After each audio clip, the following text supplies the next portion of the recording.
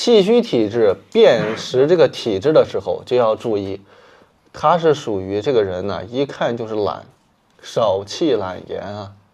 有口诀说了，气虚疲乏常易感，声低懒言又多汗。声低啊，声音低，懒得说话，出汗又多，是那么写的吧？气虚疲乏常易感，懒言气短又多汗。让我还传给传遍了。啊，就是这么个口诀啊，概括它的特点啊。说话声音低，没劲儿，也不想说话，你不理他，他不理你嘛。完了就是没什么力气，容易感冒，容易外感。还有就是这个身上老是有汗。其实这个气虚的人出汗吧，我跟你们讲，我最近的这个经验感觉，他往往是出的汗并不多。气虚体质出汗，它是那种皮肤上面像往出渗那种潮气的那种，它不是说能肉眼看见的汗。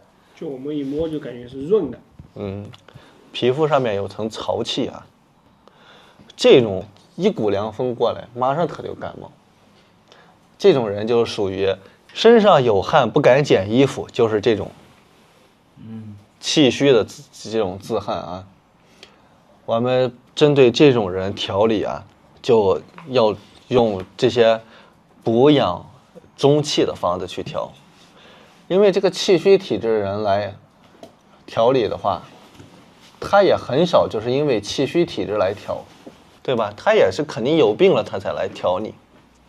气虚体质常见的容易得的这种病，反复的感冒，老是感冒，感冒的频次多，还有比方说这个出汗多，自汗，还有比方说这个胃不好，胃下垂，子宫脱垂，还有这个头疼、失眠。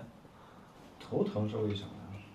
也有气虚的头疼嘛，这个气虚体质人也经常是过来找你治头疼的，他肯定是带着病来的，他没有说纯就是为了让你来调这个偏颇体质来的。当然咱们这儿因为聚集了很多这个对中医比较热爱、对身体比较关注这些人，还真有来治胃病的。但是你想吧，一共有几个？自打你们来说纯就是来治胃病的几个？前两天那个，我估计不会超出5个。